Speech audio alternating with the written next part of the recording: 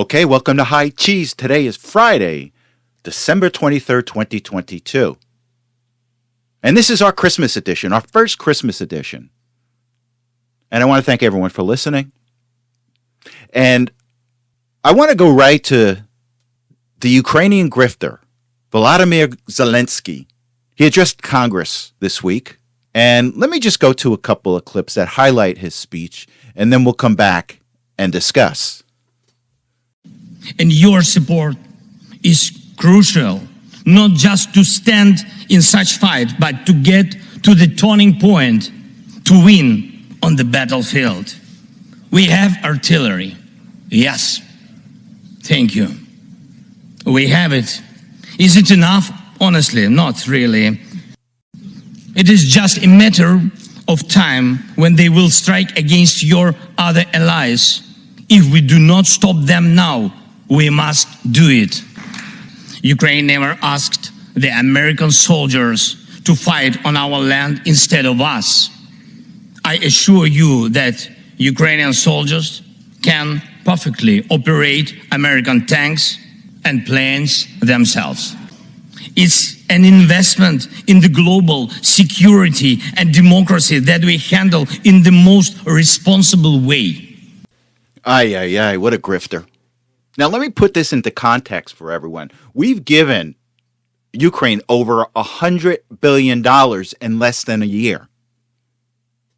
And to put this in perspective, I think Tucker Carlson mentioned that $100 billion is what the government is proposing to deduct from Medicaid spending. And also, I mentioned also about reparations. The people in California wanted reparations for African-American descendants of slaves. And I think they came to a number of $223 billion. Well, guess what? Almost half of that, $223 billion, is going to Ukraine. Now, look, I may not agree with the reparations, but I still would rather see the money go to Americans rather than a country where we have no national interest. And before I forget, I was watching Newsmax, and this is what is dangerous about this whole mental mindset around Ukraine and Russia. One of the show, Salcido, I forgot his first name now, he interviewed the CEO of Newsmax, Chris Ruddy, and he had asked Ruddy, he goes, well, what are the major justifications of us supporting Ukraine in this war? And he's like, well, they're our allies. We have to protect our allies. Nothing deeper than that. It's such a vapid response to such a deep policy that we're pursuing over there. And again, this guy Duddy is the guy that sets the table for everything that comes out of Newsmax. And to hear such a vapid response, oh, they're just an ally of ours. So every ally we're going to protect and fight their wars for them, even though we have no significant national interest at the expense of Americans? I just think this whole mindset is dangerous, and I think it's going to change come January. And with that said, I was just reading a report on Zero Hedge that said that half of the Republican House members didn't even show up for Zelensky's address, which is hopeful. But anyway, where was I with Zelensky? It's never enough. Remember, in the speech, he says, yes, we have plenty of artillery, but we need more. And then later on in the press conference with Joe Biden, when they were talking about us sending a battery of Patriot missiles, and quite frankly, I don't know what a battery of Patriot missiles is going to do. Maybe protect Kiev, but it's not going to do much. And it takes months and months of training on this thing. The war could be over by then. But a reporter asked Zelensky, well, what's going to happen if you shoot these missiles off and you run out of them? And he says, I'm going to ask for more. So it's never ending with this guy. We have put our foreign policy in the hands of some Ukrainian grifter that is in charge of a country that is corrupt. It's always been corrupt for as long as I can remember. It's the third most corrupt country on the face of the planet. And now take a look at what Zelensky did. Just this month, he banned a section of the Ukrainian Orthodox Church that has ties to the Russian Orthodox Church. That's not American. He banned political parties sometime earlier this year. He banned news agencies. And this guy's a bastion of freedom. And this is the guy that our current Congress is putting up on a pedestal. Just not good policy. The one insightful thing I think a lot of people missed, which I think is a big bold-faced lie, is Zelensky says, we've got no intentions of having American boots on the ground, which I think is a lie. I think it's a flat-out lie. And the reason I think that this is a flat-out lie, I just want to go to some statistics. And look, I'm a finance guy. I've always believed in my career that the answers for most everything with government is found on the granular level, where the tire meets the road.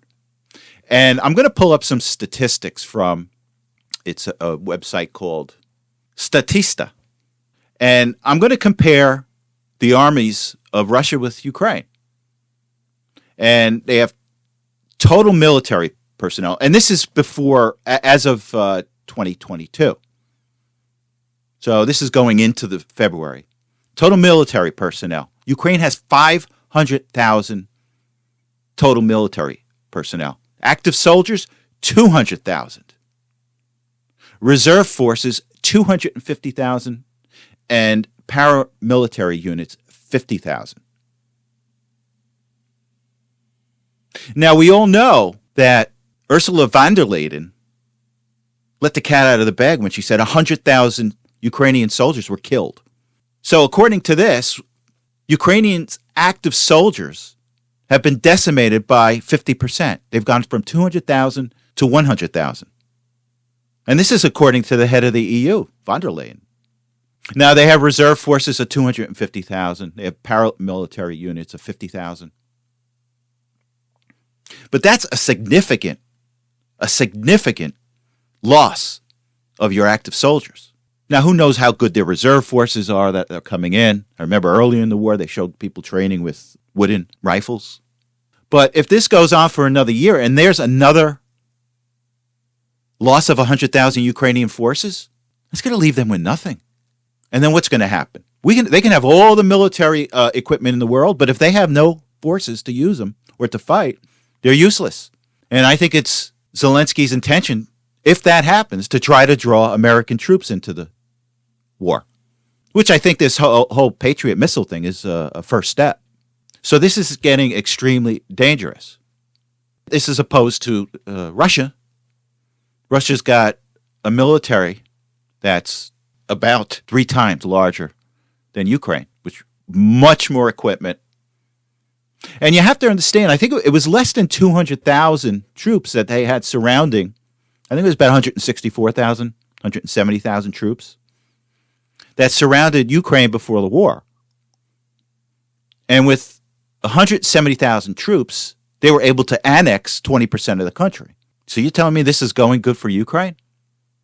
And plus the Russians, they're brutal. The Russian army is brutal. Russians don't care. They will throw as many bodies out at this that they want. And they don't care if they get losses. So I think if this continues, I think the Ukrainian generals will put an end to this war themselves because they cannot sustain this kind of attrition. And Russia wants a war of attrition. They'll win this. Now, what really bothered me is this Ukrainian president that's dictating our foreign policies. If we don't stop Russia now, they're coming for everybody else. I don't think so. Remember, let's take a step back. Pre-February, Russia clearly stated what they wanted. They wanted several things. Most important one is they wanted freedom for the Donetsk region, Luhansk region, and they wanted Ukraine not to join NATO.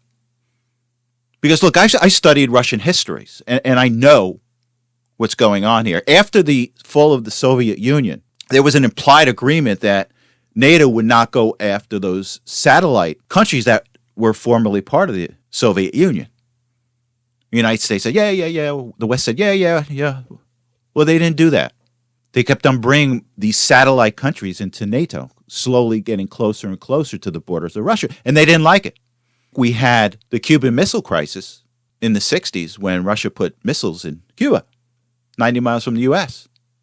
And as much as the United States didn't like missiles in Cuba, well, guess what? Putin doesn't like NATO encroaching closer and closer to their territory.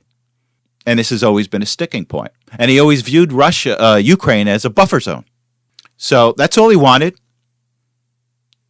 He wanted Ukraine not to join NATO, and he wanted autonomy for the Russian-speaking areas of Ukraine in the east. And one of the things I also want to point out is that somebody must have trained him very well in this speech. Talk about, the last thing he spoke about, this is an investment in the world. This is an investment in globalization, in globalism. It's always been a key word. The Democrats picked this up maybe 10, 15 years ago. They started using the term investment for taxes, investment for spending. Well, where's the return on this? Is the return of us getting blown up, getting into a nuclear war? So we shall see. Now, you know who's really happy about the $100 billion that the United States has given Ukraine? It's the defense industry, our defense contractors. The one that Dwight D. Eisenhower warned us about. Quite possibly the greatest American general and former president. Remember, beware of the military-industrial complex. And these guys are giddy. They're making a ton of money. I think up until this budget, there was $20 billion in military aid given. And it's a wonderful, nice little package. What happens is that, say, for example, the United States gives a Patriot battery to Ukraine. What they do in Washington, they turn around and they go to the defense contractor and say, I have an order for another Patriot battery because I just gave ours away. And these defense contractors, they're happy to oblige. And that's a nice little package that's been generated. Okay, we're going to give military aid. We're going to give equipment to Ukraine. Okay, Mr. Defense Contractor, here's an order. I need to replace the equipment that I sent to Ukraine. And they're loving it. So again, I think I may have said that up until this $1.7 trillion budget that was just passed, I think there was $20 billion in military aid that was given to Ukraine. And that's majority of that is probably equipment. And that's $20 billion that our defense contractors had just made because they're being paid to replace the equipment that we sent to Ukraine. So you know where they are. They're all for this war. All the consultants, all the investors in the Department of Defense contractors, they're all pushing for this war. They frequently have the former NATO commander that's now a managing director in the Carlyle Group out there talking all the time. Yeah, we got to support Ukraine. You got to support Ukraine. Well, they don't tell you, or he doesn't tell you, that the Carlyle Group is a big investor in the defense contractors. So you don't think there's a conflict there? And here's what's really distasteful. And this is an article from Breitbart. Let me just read it real quick. The headline says, U.S. defense contractors sponsor D.C. party for Ukrainian forces amid ongoing war. It says 4 major U.S. defense contractors sponsored a Washington, D.C. party for the 31st anniversary of the Ukrainian armed forces as they stand to gain billions from the ongoing war in Ukraine, according to a report. Vox, which is a website, reported Saturday that the celebration, hosted by the Ukrainian embassy last week, took place in downtown D.C. at the Ronald Reagan Building and International Trade Center, located less than a half a mile from the White House. At that, Chairman of the Joint Chiefs of Staff, General Mark Milley, was also in attendance. Now, he's probably looking for another job after he leaves the White House. The invitation said the event was supported by Northrop Grumman, Raytheon, Pratt & Whitney, and Lockheed Martin. Their logos emblazoned on the invite, reportedly prompting some observers to laugh out loud. It's really bizarre to me that they would put that on an invitation, a think tank expert told Vox's Jonathan Geyer. An academic also told Geyer the fact that they don't feel sheepish about it, now that's interesting. The explicit sponsorship indicates how intimate major military contractors have become with Ukraine and how much they stand to gain from the war, Geyer wrote, and adding, the invitation is a clear expression of how the war in Ukraine has been good for business. As Ukraine fights a defensive war against Russia, Ukrainians in Washington have been pushing for the U.S. to send Ukraine more weapons. So far, President Biden's administration has committed a substantial $20 billion in military assistance since February. And again, that's not including the 1.7. This is just distasteful. They're celebrating Ukrainian soldiers that are getting pummeled by Russia, and they're making money off of them. I hope you have something. I hope you find that distasteful. I really find it distasteful. They're honoring the sheep going to slaughter. That's essentially what they're doing. Okay, I want to transition over to the $1.7 trillion budget that Congress passed yesterday. And I'm a finance guy. I'm a government finance guy. If I ever introduced a budget 2 days before Christmas without any vetting, I probably would have been fired. But not in Washington. They kept $1.7 trillion close to the vest and then just threw it out there for the Senate to accept and people to accept. Now, under normal circumstances, which hasn't been followed in a while, is that you have hearings on your budgets. And you have various committees that are in charge of various appropriations. But that didn't happen here. They just sprung this on the last moment. And this has been spearheaded by Senator Shelby from Alabama. And Shelby's retiring. And he's looking to land somewhere after he retires. And dollars to donuts, after looking at all the special items that are in this budget that are going to universities in Alabama, he's probably going to wind up getting a job in some university in Alabama. Dollars to donuts. Massive amounts of money going to these universities for something that they can afford. You don't need federal government assistance for certain things. Setting up endowments. But that's only the smallest story. So it's indicative of the swamp. This is how they work. But with that said, I want to play a clip, and it has to do with it's our friend Mitch McConnell. You're talking about the number one enemy of MAGA and America First. I'm not sure if it's the Democrats right now. I think it's Mitch McConnell. You look at everything Mitch McConnell has done over the past year to undermine the Republican Party and MAGA. Now, I think with the following comment that I'm going to play, he just lets himself out. Okay, the gig's up. I'm a globalist. I don't care about MAGA. I don't care about America First. I care about me, Mitch McConnell. So let me play this. And it was right before Zelensky spoke before Congress. Providing assistance for the Ukrainians to defeat the Russians, that's the number one priority for the United States right now, according to most Republicans. That's sort of how we see the challenges confronting the country at the moment. Oh, he is so wrong. And I hearken you back to what I said earlier, that half of the Republican House members didn't show up for Zelensky. So maybe he was talking about just in the Senate. Who knows? But if he's saying that our Republican senator, Ukraine is our number one priority, he's essentially saying, I'm a globalist. There's a bunch of globalists still in the Senate. And these are the guys that are screwing you.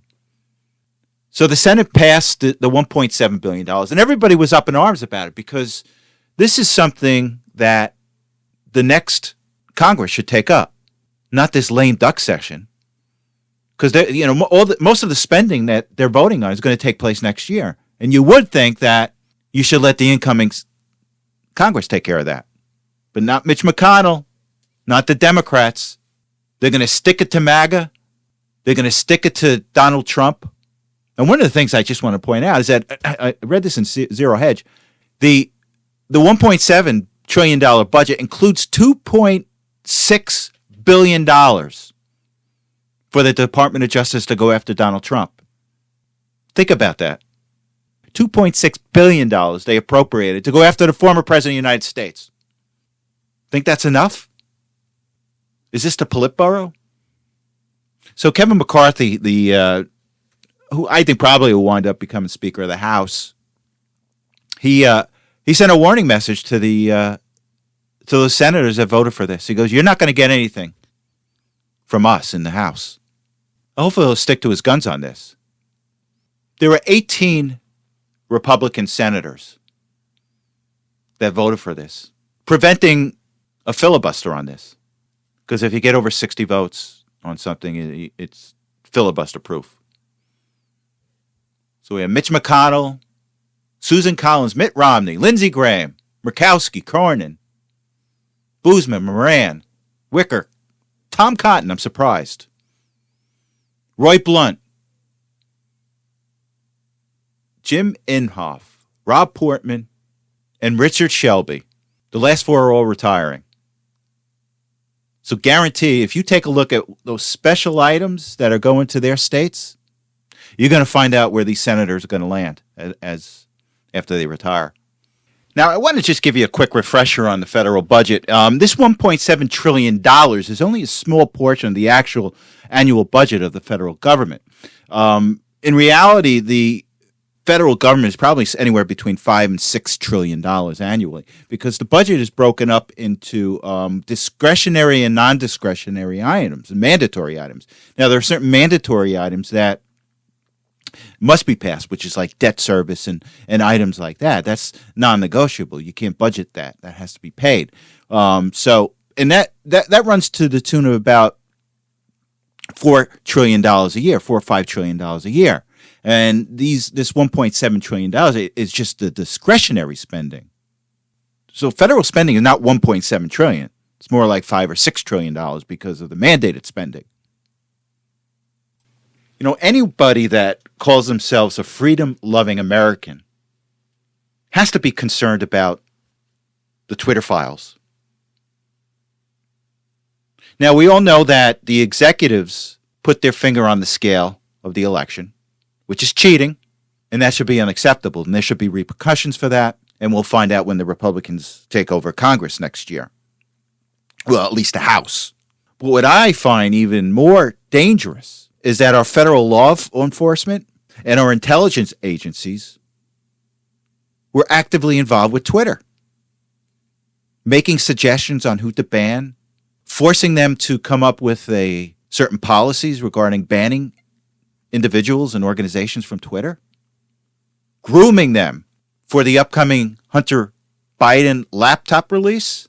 This is the modern day Stasi, what we have with the FBI. Literally, you have FBI agents telling Twitter who to take down, who to suppress. One was Right Side Broadcasting Network, that all they did was just show Trump rallies. How dangerous could that be? And the other one's, I jumped down, Billy Baldwin. He's an actor. He's Alex Baldwin's younger brother. The FBI wanted him taken down. But this is dangerous. You've got the federal law enforcement, the intelligence agencies acting in unison with Twitter. They've had their own pipeline to Twitter executives. And in some cases twisted the arms of Twitter executives to comply with the way they thought Twitter should be run. Now, the other thing that I find also scary is that the federal government intelligence agencies use Twitter to push out their own created misinformation. And for whatever you think about Elon Musk, he did a good thing by buying this. He overpaid for it, but it's still a good thing that he did. He suffered personally for this. They've been going after Tesla, trying to drive the stock down. So he's paid a price for this. But anytime you have intelligence agencies, law enforcement, federal law enforcement, actively involved in suppressing free speech, that's a problem. And not only that, they took it to the next step. They put out misinformation on their own. And I guess we'll get more into that come January. And with that said, I just want to read an article from the New York Post. And it says here, the FBI blasts conspiracy theorists over Twitter files, claims to provide critical information to protect the company. The FBI said Wednesday that revelations agents pressured Twitter to muzzle its own users for so-called misinformation and foreign influence, and falsely warned of a hack and leak operation involving first son Hunter Biden were just business as usual. This is where we are today, 2022 America. You've got the FBI saying that this is just business as usual. This is how far we've come. The Stasi would be proud. It says here, the correspondence between the FBI and Twitter show nothing more than examples of our traditional, long-standing, and ongoing federal government and private sector engagements, which involve numerous companies over multiple sectors and industry, the FBI told the Post in a statement in response to the latest jaw-dropping revelations from the Twitter files. As evidenced in the correspondence, the Bureau went on, the FBI provides critical information to private sectors in an effort to allow them to protect themselves and their customers. Oh, really? When the FBI went to Facebook, when the FBI strung on Twitter, saying, hey, there's a lot of Russian misinformation out there, and it's probably going to be about Hunter Biden and a laptop. That's protecting Twitter? That's protecting Facebook? My friends at the FBI, if you're listening, this is all true, and you knew it. You had the laptop long before you went to Facebook, Twitter, probably Google, and groomed them. You groomed them to be on the lookout for the Hunter Biden laptop, and you knew that it was real, and you led them to believe that it was Russian misinformation. Shame on you. The article goes on to say, the men and women of the FBI work every day to protect the American public. Yeah, okay. It's unfortunate that conspiracy theorists and others are feeding the American public misinformation with the sole purpose of attempting to discredit the agency. So are they still sticking to their guns that the laptop is Russian disinformation? I got a feeling that's what they're going to say. They're boxed in a corner here. That's all they can do. The only thing they can do is just continue to justify their illegal activities. So we've got these other cases and this other testimony from Yoel Roth. He's a Twitter executive that was in charge of banning people, for lack of a better word. It says here, Yoel Roth, Twitter's now former head of trust and safety, has since given sworn testimony that the feds had primed him to view any reporting on the laptop as a Russian hack and leak operation meant to discredit 2020 Democrat nominee Joe Biden. In a separate deposition, FBI San Francisco Special Agent Elvis Chan, the Bureau's main liaison to Twitter, admitted its warnings were overblown.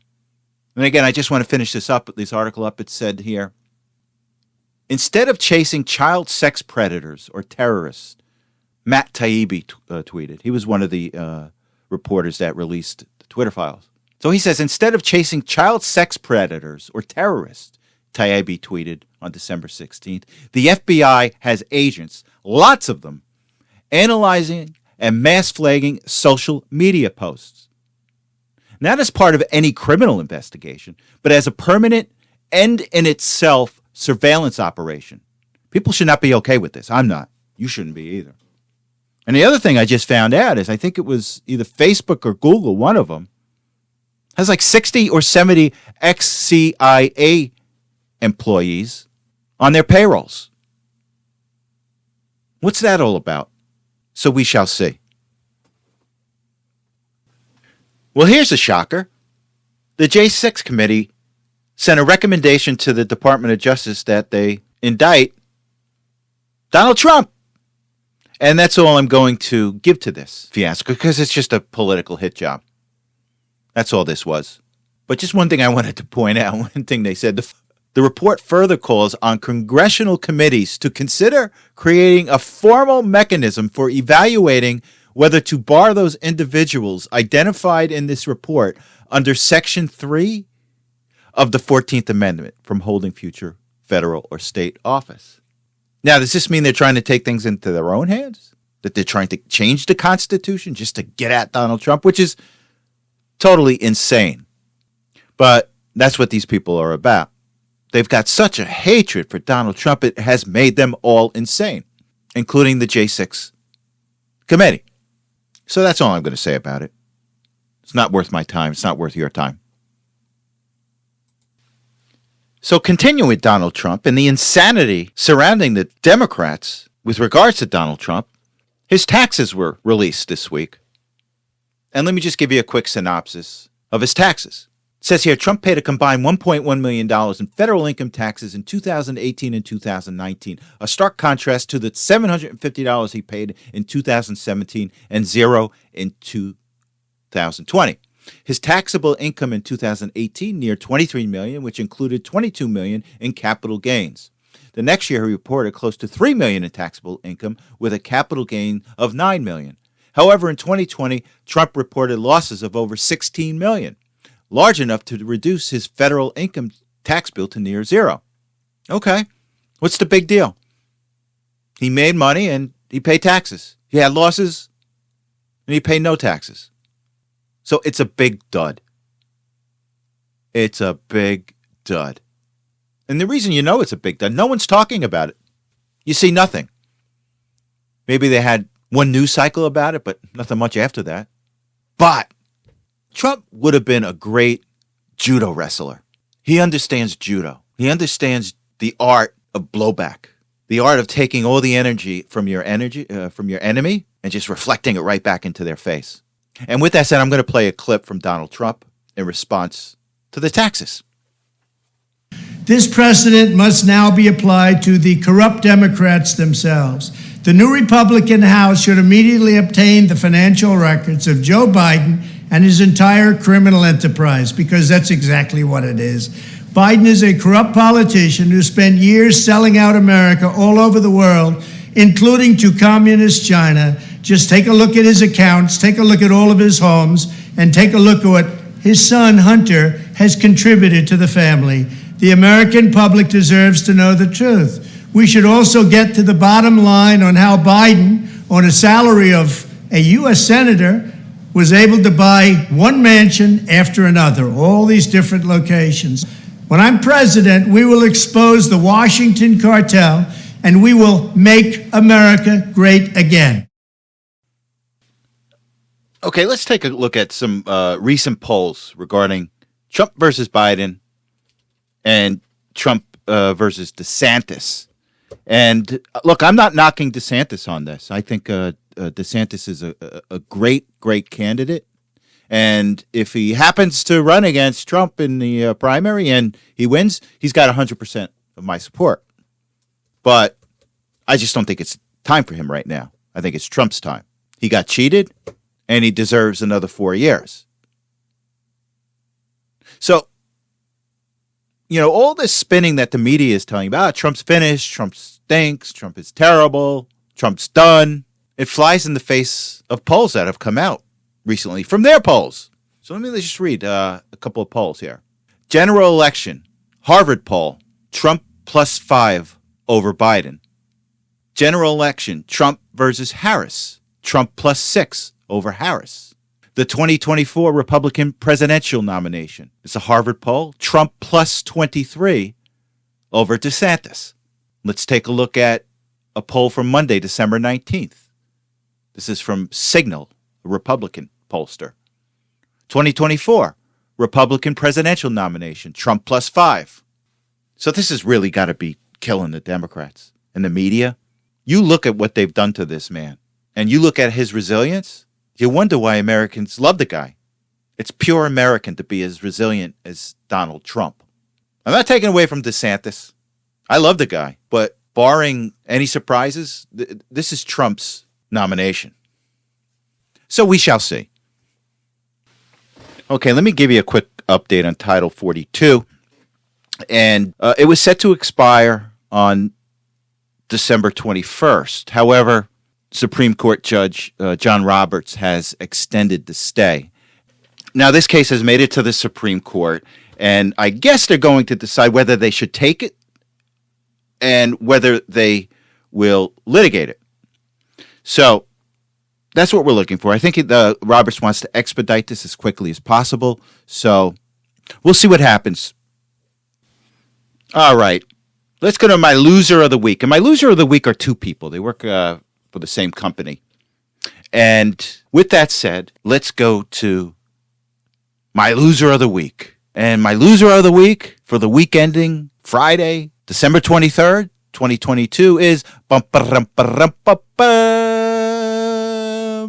Roy Cox Jr. and Michael Aaron Jones. Now, you're probably not aware of their names, but you're aware of what they do and what their company does.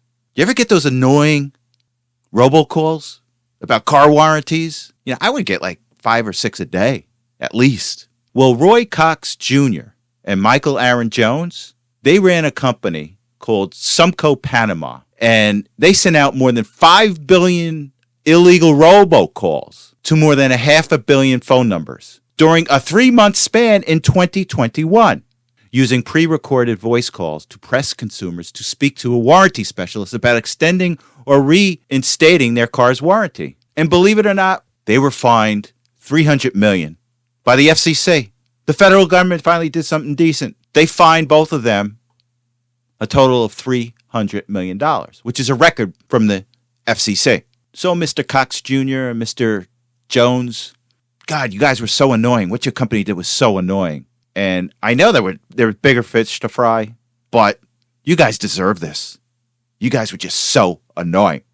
And for that reason, I give both of you my loser of the week. You know, I was going to give you a update on the stock market, but I'm just going to skip it for this week. And the reason I'm going to skip it for this week is that there just doesn't seem any rhyme or reason for anything that it does. And the reason I'm not talking about it is Wednesday. Wednesday, there was a run up in the stock market. I don't know how much. It was a positive day. And the reason it was a positive day is that Nike had a good earnings report. But according to one of the headlines I read is that, well, it ran up. Stocks ran up because the Nike earnings gave us hope that other earnings are going to come in positive also. So now we're running our stock market based on hope, not on fundamentals, on hope. And again, these are our so-called experts. Now they're just hoping. And it harkens me back to the head of the CDC, Zelensky, where she was speaking to Congress about the vaccines. And remember what she said? She goes, well, you know, I'm sorry, they weren't as effective as we thought or what the evidence said, but we were hoping that it was going to be effective. Again, it was hoping. Our experts hope. Instead of using science, instead of using data, they were hoping. And you know where the vaccines got us. And the same thing is happening in the stock market now. They're hoping. It's not about fundamentals. It's not about what the Fed is going to do. They're hoping. And this is right now, I'm recommending everybody stay away from the market at this point. At least between now and the end of the year or first month of the year. Now, I'm giving my predictions at my next episode. You know, but I'm just disappointed. And the other thing that disappoints me, too, is that Nike is well entrenched with China, who uses slave labor. And this is a driver of our market. I got a problem with that. So I'm not covering the market this week. Okay, I want to thank everyone for listening. And with that said, I want to wish everyone a Merry Christmas. And just remember what Christmas is all about. Now, I'm going to leave you with Rand Paul's rendition of The Night Before Christmas. And it's funny. It's cute. You know, I certainly would have hoped that in the best case scenario, Rand Paul would have been able to talk a couple of other senators to come over to his side so they could filibuster this appropriation package. Because quite frankly, the fair thing to do, the honorable thing to do, would have been to let the new incoming Congress take care of this. But they didn't want to do that. And Mitch McConnell didn't want to do that. He still wanted to have control over what goes on next year. And I forgot who said this, but it gives Nancy Pelosi another year indirectly as Speaker of the House, because this is her budget that the incoming Congress is going to have to deal with. So with that said, let's take a lighter look. Let's listen to Rand Paul. And again, have a good Christmas. 'Twas the week before Christmas, and through the Senate and House, not a creature was stirring, not even a mouse. The earmarks were hung by the chimney with care, in hopes that St. Nicholas soon would be there. The senators were nestled all snug in their beds, while visions of pork danced in their heads. No budget was found, just mischief and debt, while the taxpayers hung their poor heads and wept. When out on the lawn there arose such a clatter, senators sprang from their oxygen. What was the matter? Away to the window they flew like a flash, tore open the shutters when they heard the word cash. The moon on the breast of the new fallen snow gave the luster of midday to objects below, when what to my wondering eyes should appear but a 4,000-page omni with endless debt year after year. With a little old driver, so lively and quick, I knew in a moment it must be St. Nick. More rapid than eagles his coursers they came, and he whistled and shouted and called them by name. Now McConnell, now Schumer, now Pelosi and Vixen, on Biden, on stupid, on dumber and Blitzen, to debt, to bankruptcy, to free money for all. Now dash away, more cash for all. And then, in a twinkling, I heard on the roof the prancing and pawing of each little hoof. As the economy threatened to run aground, down the chimney St. Nicholas came with a bound. He was dressed all in fur from his head to his foot, and his clothes were all tarnished with ashes and soot. A bundle of earmarks he had flung on his back, an appropriator's dream opening his pack. His eyes, how they twinkled, his dimples how merry, his cheeks were like roses, his nose like a cherry. This spending season, instead of naughty and nice, Santa brought everyone something, regardless of price. He was chubby and plump, a right jolly old elf, and I laughed when I saw him in spite of myself. A wink of his eye and a twist of his head, he said not to worry, there's always the Fed. He spoke not a word and went straight to his work. Undeterred by the debt, he turned with a jerk. For naughty Pentagon that lost billions last year, a fat stocking with extra cash and cheer. And don't forget a delicious candy cane, sweet with $40 billion to tide over Ukraine. Because of the climate, it's not PC to leave coal. No one seems to care because we're trillions in the hole. Don't worry about leaving the budget a mess. Democrats have given you 87,000 agents of the IRS. So St. Nick laid his finger aside his nose and giving a nod up the chimney he rose. He sprang to his sleigh, his economist agog, numbing the pain with a cup of eggnog.